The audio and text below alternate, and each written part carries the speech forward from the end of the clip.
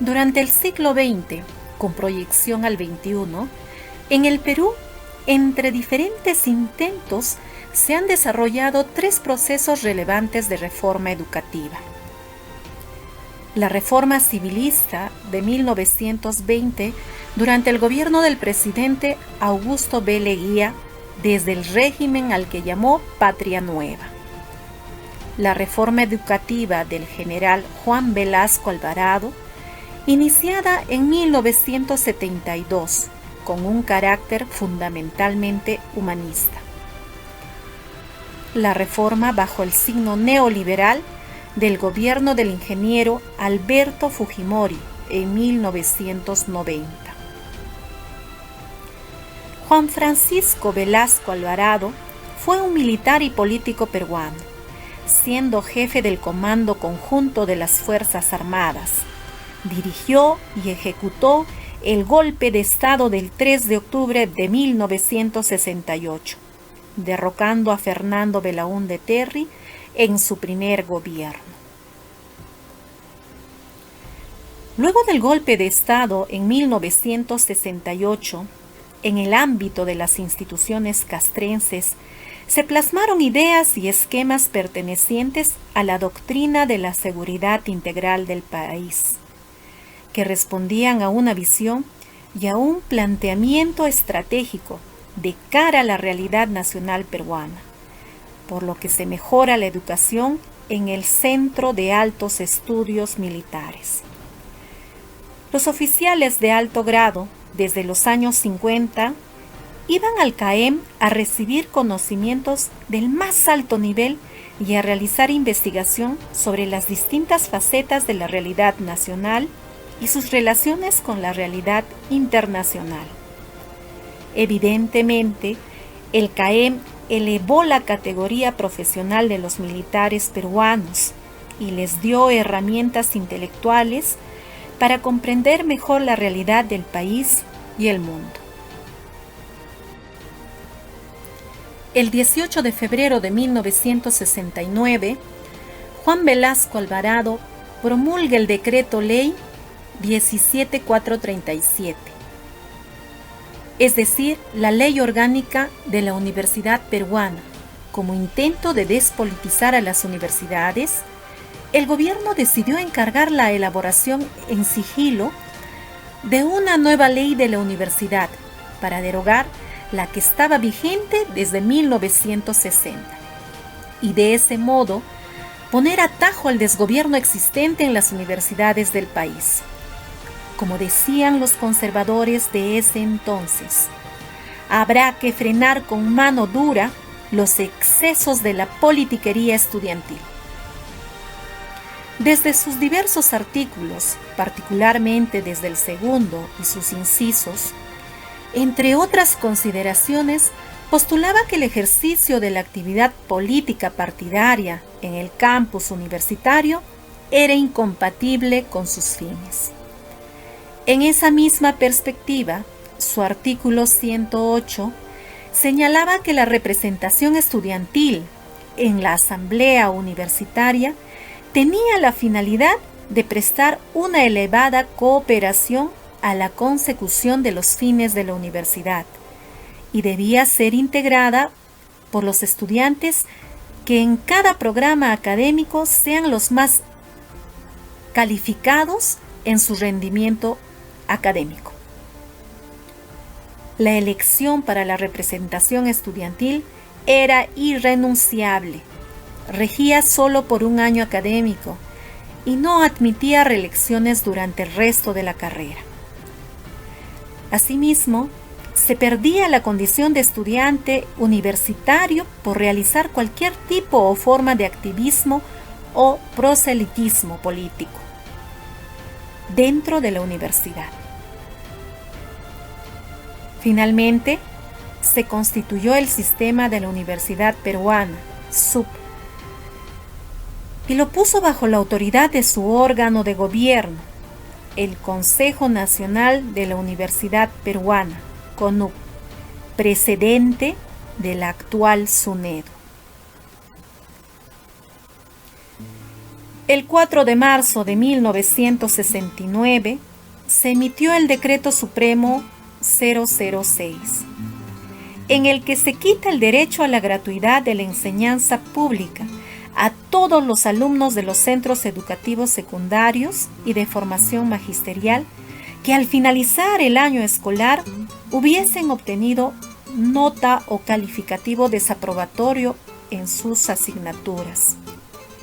Los mismos que tenían que pagar 100 soles mensuales durante todo el año, a pesar de que este derecho estaba amparado por dos leyes, la de 1963 y 1965, dictadas por el gobierno de Belaúnde.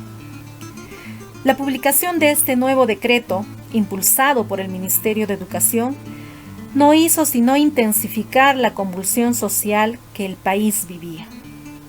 Esta ley fue masivamente rechazada a nivel nacional por todos los sectores del pueblo, con marchas, mítines y bloqueos en campos y ciudades, principalmente Ayacucho, Puno y Arequipa. La historia registra que los días 21 y 22 de junio del año 1969 se desarrollan grandes movilizaciones de maestros, estudiantes y padres de familia. El punto más alto fueron las intensas jornadas de Ayacucho y Huanta, dirigidas por el Frente de Defensa del Pueblo, que logró su derrocatoria. Esta lucha dejó como saldo 20 muertos en todo el departamento de Ayacucho.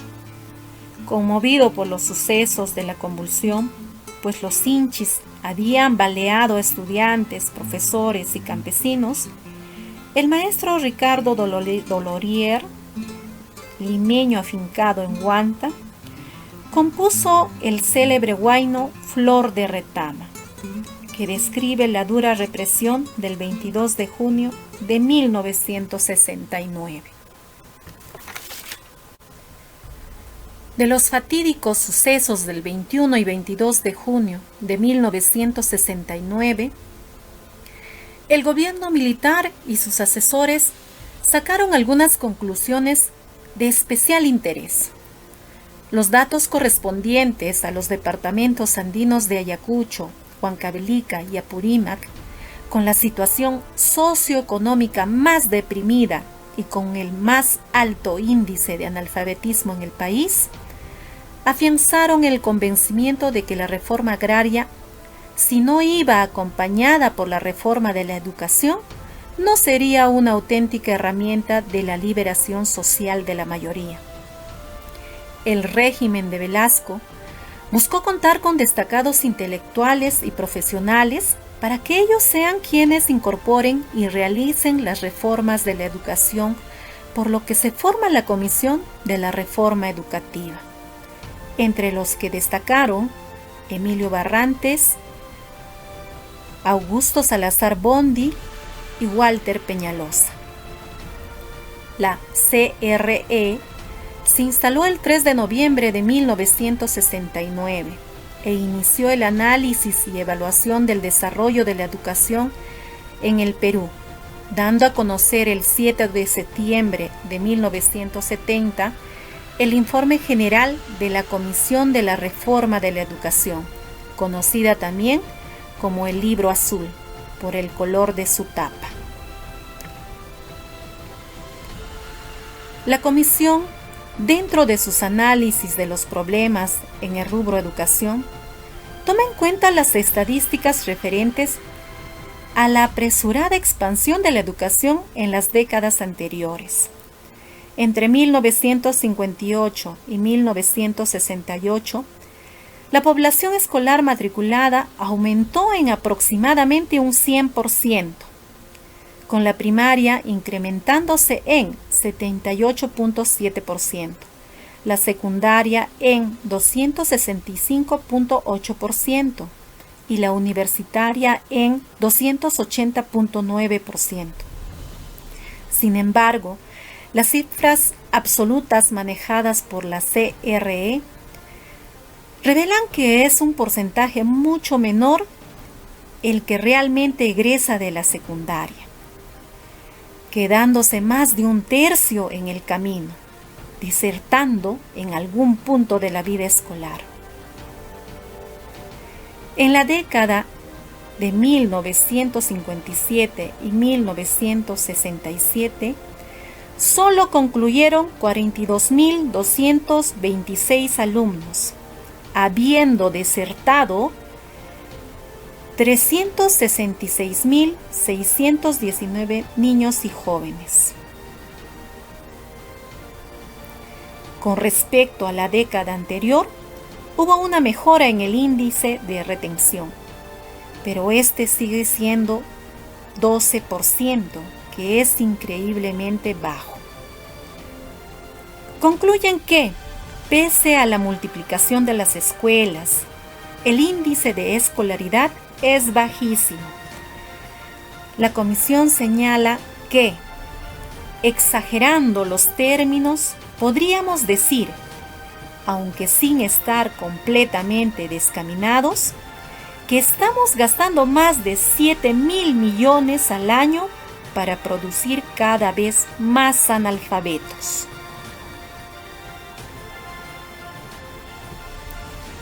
Además, la Comisión encuentra que el sistema educativo nacional, hasta el gobierno de Belaúnde, tenía los siguientes problemas: analfabetismo creciente, desatención de los niños de grupos sociales marginados, ausencia de un sistema de recuperación, educación al servicio de una minoría, desconexión de la realidad, falta de sentido peruanista, intelectualismo, memorismo, tendencia academizante, inadecuada formación y selección del magisterio, rigidez, burocratismo, rutina, distorsión administrativa y financiera.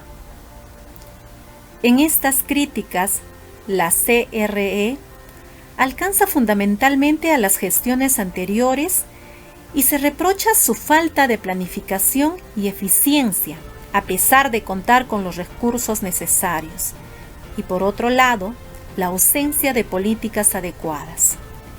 Además, critica a los maestros y las estrategias pedagógicas usadas por ellos. Cabe precisar que esto también es una crítica al gobierno, puesto que la mayoría de los maestros se formaban en instituciones del Estado. Por estas razones, se tenía que realizar una reforma de la educación que impulse el cambio social y a la vez sea impulsada por el que se opera en otros cambios de la vida nacional. Es por eso que a través del decreto Ley 19326 del 24 de marzo del año 1972, se promulga la Ley General de Educación, siendo en ese entonces ministro de Educación el general de división Alfredo Carpio Becerra. La ley presenta un sentido humanista. La reforma de la educación se inspira en una filosofía del hombre como ser que solo logra su plenitud en la justicia de las relaciones entre las personas y el diálogo social. El hombre produce, por el trabajo solidario y la comunicación efectiva, sus más altas relaciones históricas y expresiones culturales. La reforma del sistema educativo proponía perseguir 3 fines: educación para el trabajo y desarrollo, es decir, capacitar a todos los peruanos para el trabajo productivo y para el acceso a los más altos niveles de cultura, ciencia y tecnología. Educación para la transformación estructural de la sociedad, que busca transferir a los educandos los valores dinámicos y humanísticos de la revolución social, desterrando los antivalores del afán de lucro, de la desigualdad y del conformismo. Educación para la autoafirmación y la independencia de la nación, postulando que la educación haya de ser eminentemente desalienante y liberadora, y en consecuencia, afirmativa de la propia personalidad nacional. También propone 3 conceptos pedagógicos: el desarrollo de la criticidad, creatividad y cooperatividad. La reforma educativa presenta los siguientes objetivos: erradicación total del analfabetismo, escolaridad básica, efectiva y diversificada para toda la población, acceso de todos los peruanos, con efectiva igualdad de oportunidades, conquista de la plena independencia cultural y el logro de altos valores científicos, tecnológicos, artísticos y de otros órdenes de la cultura. Integración del sistema educativo peruano con los de otros países latinoamericanos, en particular los de las áreas subregional andina. Las características que el nuevo sistema presenta: es orgánico y plural, en cuanto comprende varias modalidades educativas diversificadas, formando un todo estructurado. Es completo, en cuanto abarca en lo formal desde la educación inicial hasta los niveles más altos de la universidad, y en lo informal los programas de orientación a la familia y a la población nacional, así como las acciones complementarias de extensión educativa. Es concebido como un organismo dinámico de acción integral y está dotado de una unidad de orientación. La reforma educativa planteó varios cambios prácticos con respecto al modelo de educación pasado. En primer lugar, los niveles de educación se modifican completamente, ya que se plantea un nuevo sistema compuesto por 3 niveles. El nivel inicial, que fue considerado dentro del sistema, por valorarse su importancia no solo para asegurar la educación regular de los niños, sino para garantizar su desarrollo integral durante la primera infancia. El nivel de educación básico, dividido en 3 ciclos y 9 grados. Cada grado se cumplía en un año de estudios.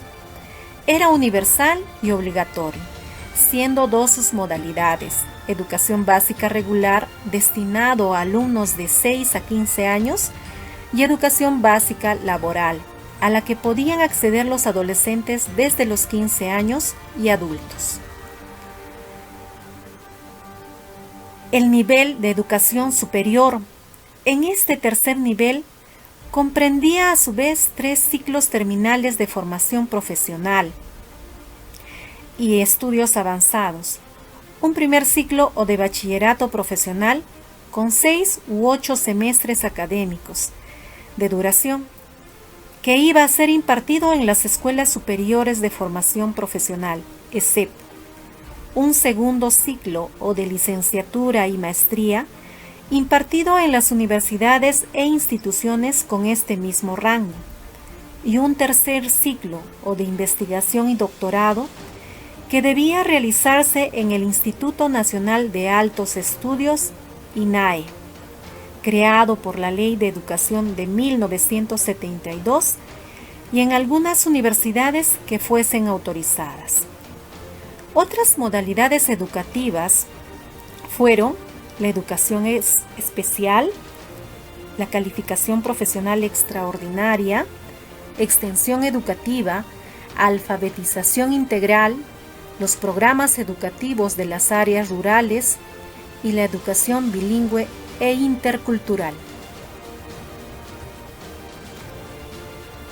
A partir de 1972, se fueron creando con cargo al presupuesto de la República el Instituto Nacional de Cultura, el Instituto Nacional de Investigación y Desarrollo de la Educación, el Instituto de Teleeducación, el Instituto Nacional de Recreación, Educación y Deportes, el Instituto Nacional de Becas. Asimismo, se inició el funcionamiento y expansión de las NEC, o Núcleos Educativos Comunales, que constituyeron la base organizativa del sistema reformado. El 27 de mayo de 1975, el presidente Juan Velasco Alvarado dispone mediante decreto ley 21156 que el quechua sea reconocido como idioma oficial del Perú. Por tanto, encarga la redacción de 4 libros de gramática para cada zona dialéctica del Perú: Cusco Collao, Ayacucho Chanca, Ancas Huaylas, Cañaris Cajamarca, con la finalidad que se profundice su estudio, objetivo que se truncó con los posteriores gobiernos. El programa de alfabetización ayudó a afirmar el desarrollo del quechua a través de la educación básica laboral y de la educación por extensión.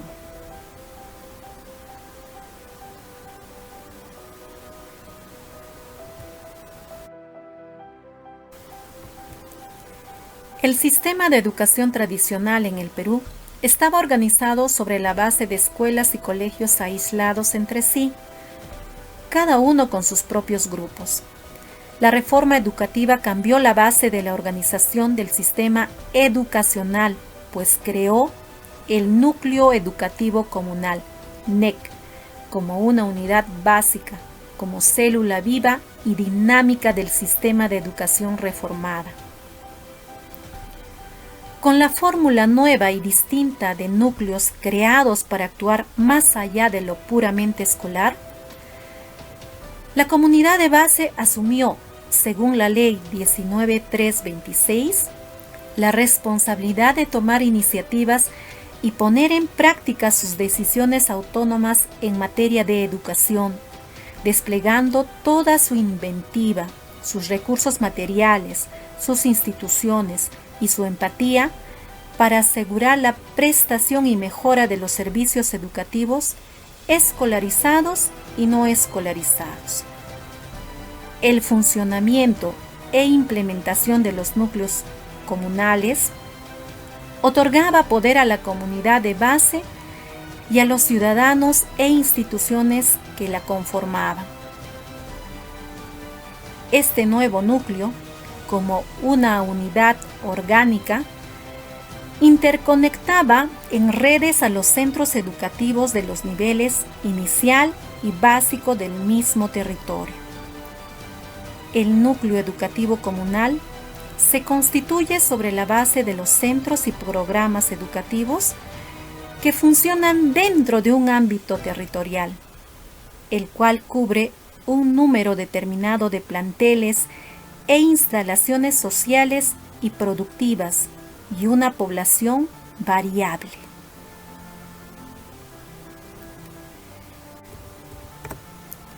Es importante señalar que esta nueva ley realiza el reentrenamiento docente,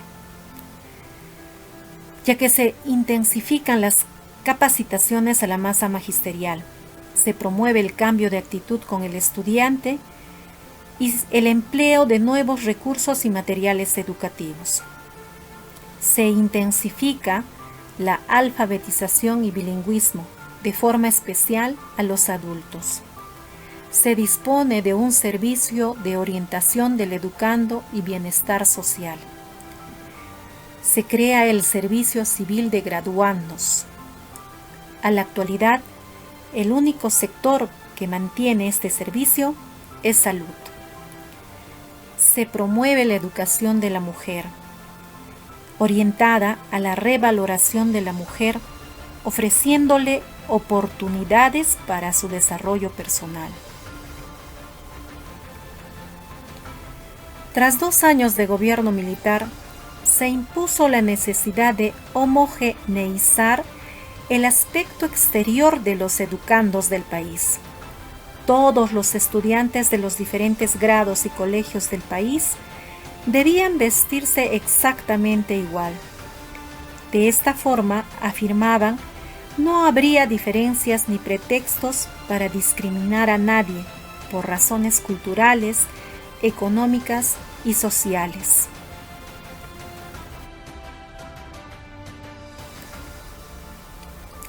Tras el rechazo al gobierno militar y desacuerdo con la reforma impuesta, el SUTEP en 1971 realiza la Marcha del Silencio por los despidos masivos y el aumento de salario.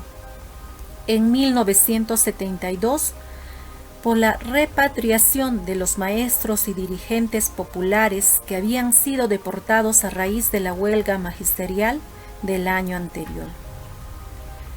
En 1973, por la libertad de dirigentes detenidos y enviados al CEPA, el reconocimiento del SUTEP, aumento de sueldos y la derogatoria de la resolución ministerial 2556, que ordenaba el pago de una tercera parte de sueldo a los maestros con menos de 5 años de servicio.